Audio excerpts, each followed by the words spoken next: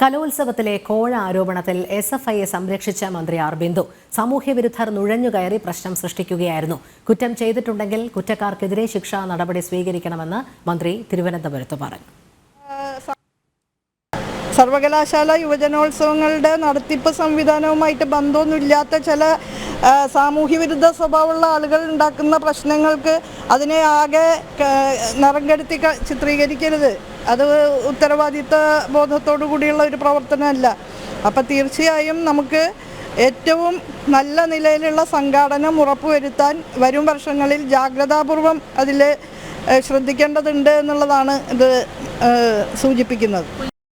കൂടുതൽ വിവരങ്ങളുമായി എസ് ശാലിനി ചേരുന്നു. ശാലിനി, കേരള സർവകലാശാല യുവജനോത്സവം ഇന്നുവരെ കാണാത്ത മൂല്യച്യുതിയിലേക്കാണ് കഴിഞ്ഞ ദിവസങ്ങളിൽ അധപ്പതിച്ചത്. കോഴ വിവാദം നിലനിൽക്കുന്നുണ്ട്. അതോടൊപ്പം എസ്എഫ്ഐയുടെ വലിയ രീതിയിലുള്ള അക്രമ പരമ്പരകളും അരങ്ങേറി. പക്ഷേ ഇതിനെയൊക്കെ ന്യായീകരിക്കുന്ന സമീപനമാണ് മന്ത്രി ആർ ബിന്ദുവിന്റെ ഭാഗത്തു നിന്നും നിലവിലുണ്ടായിരിക്കുന്നത്. രോഹിണി, അങ്ങനെ തന്നെയാണ്. കാരണം രോഹിണി സൂചിപ്പിച്ചതുപോലെ തന്നെ വളരെ മൂല്യച്യുതിയോട് കൂടിയാണ് കേരള സർവകലാശാലയുടെ കലോത്സവം ഇക്കുറി നടന്നത്. ഏകദേശം 5 ദിവസം നീണ്ടുനിന്ന കലോത്സവം തുടക്കം ദിവസം മുതൽ തന്നെ കോഴ ആരോപണത്തിൽ മുങ്ങിപ്പോകുന്ന ഒരു സാഹചര്യം ഉണ്ടായിരുന്നു. അവസാന ദിവസം 11-ാം തീയതിയോടുകൂടി അടിയന്തരമായി ഡോക്ടർ മോഹൻ കുന്നുമേൽ സർവകലാശാല VC ഇടപെട്ട് ഈ ഒരു പരിപാടി നിർത്തിവെപ്പിക്കുന്ന സാഹചര്യത്തിലേക്ക് കാര്യങ്ങൾ പോവുകയും ചെയ്തിരുന്നു. ഇതിലാണ് ഇപ്പോൾ SFIയെ പൂർണ്ണമായും പിന്തുണച്ചുകൊണ്ട് അവർ ചെയ്ത പ്രവർത്തികളെ ന്യായീകരിച്ചുകൊണ്ട് ഉന്നത വിദ്യാഭ്യാസ മന്ത്രി ആർ ബിന്ദു കൂടി രംഗത്തെത്തിയിട്ടുള്ളത് എന്നുള്ളതാണ് ശ്രദ്ധേയമായിട്ടുള്ള കാര്യം. കഴിഞ്ഞ ദിവസങ്ങളിലൊക്കെ തന്നെ SFIക്കെതിരെ ഗുരുതര ആരോപണങ്ങളും വാട്സ്ആപ്പ് ചാറ്റുകളടക്കം കോഴ ആവശ്യപ്പെട്ടും ഒപ്പം തന്നെ വിധികർത്താക്കൾക്കടക്കം കോഴ നൽകി വിധി പ്രസ്താവത്തിന് അവിടെ കൊണ്ടിരുത്തിയതടക്കമുള്ള രേഖകൾ പുറത്തു വന്നിരുന്നു. SFIയെ പ്രതിക്കൂട്ടിലാക്കി നിർത്തുന്ന ഒരു സാഹചര്യം കൂടി ഉണ്ടായിരുന്നു. രക്ഷകർത്താക്കൾ, വിദ്യാർത്ഥികൾ, ഒപ്പം തന്നെ ഈ വിവിധ കോളേജുകളിലെ അധ്യാപകർ ഉൾപ്പെടെ ഗവർണർ, ചാൻസലർ കൂടിയായ ഗവർണർക്കും സർവകലാശാല VC ഡോക്ടർ മോഹൻ കുന്നുമേലിനും പരാതി നൽകിയ പശ്ചാത്തലമുണ്ട്. പ്രതിപക്ഷ വിദ്യാർത്ഥി സംഘടനകൾ SFIക്കെതിരെ VCക്ക് പരാതി നൽകിയ സാഹചര്യം. ഇതിനിടയിലാണ് ഇത്തരത്തിൽ പൂർണ്ണമായും മന്ത്രി SFIയെ സംരക്ഷിച്ചുകൊണ്ടൊരു നിലപാട് സ്വീകരിച്ചിരിക്കുന്നത് എന്നുള്ളതാണ് ഏറ്റവും പ്രധാനപ്പെട്ട കാര്യം. ഇപ്പോൾ ഈ ഒരു വിഷയത്തിൽ ഔദ്യോഗികമായി പ്രോഗ്രാം കോർഡിനേറ്റർ കൂടിയായിട്ടുള്ള വ്യക്തി പരാതിയുമായി രംഗത്തെത്തിയിട്ടുണ്ട്. വിജിലൻസിലാണ് പരാതി നൽകിയിട്ടുള്ളത്.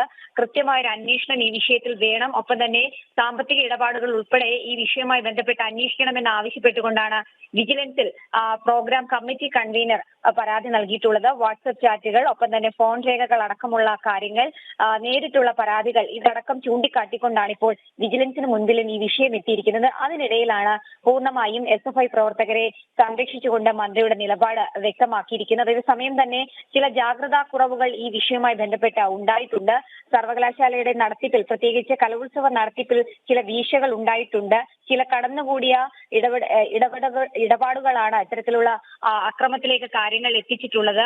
ഒപ്പം തന്നെ കുറ്റം ചെയ്തിട്ടുണ്ടെങ്കിൽ അവർ കുറ്റക്കാർക്കെതിരെ ശിക്ഷാ നടപടി സ്വീകരിക്കുമെന്നും മന്ത്രി പറയുന്നുണ്ട്. അത് മാത്രമല്ല, സാമൂഹ്യ വിരുദ്ധരായ ചില ആളുകൾ കലോത്സവത്തിൽ കടന്നുകൂടി എന്ന രീതിയിലാണ് മന്ത്രിയുടെ പ്രസ്താവന വന്നിട്ടുള്ളത്. അതേസമയം തന്നെ SFIയെ ഒരു രീതിയിൽ സംരക്ഷിക്കുന്ന ഒരു നിലപാട് സ്വീകരിക്കുകയും ചെയ്തിട്ടുണ്ട്. പ്രത്യേകിച്ച് തുടക്കം മുതൽ തന്നെ SFIയും KSUവും ഉൾപ്പെടെയുള്ളവർ അവിടെ കയ്യാങ്കളിയിലേക്ക് അടക്കം കടന്ന സാഹചര്യം കൂടി ഉണ്ടായിരുന്നു. ഇതടക്കം വെച്ചുകൊണ്ടാണ് SFIയെ പൂർണ്ണമായും പൂശിക്കൊണ്ടുള്ള ഉന്നത വിദ്യാഭ്യാസ മന്ത്രിയുടെ ഇടപെടൽ. ശരി ശാലിനി, കലോത്സവത്തിലെ കോഴ ആരോപണത്തിൽ SFIയെ സംരക്ഷിച്ച് മന്ത്രി ആർ ബിന്ദു സാമൂഹ്യവിരുദ്ധർ നുഴഞ്ഞുകയറി പ്രശ്നം സൃഷ്ടിക്കുകയായിരുന്നു. കുറ്റം ചെയ്തിട്ടുണ്ടെങ്കിൽ കുറ്റക്കാർക്കെതിരെ ശിക്ഷാ നടപടി സ്വീകരിക്കുമെന്ന് മന്ത്രി തിരുവനന്തപുരത്ത് പറഞ്ഞു. ശാലിനിയാണ് വിവരങ്ങൾ നൽകിയത്.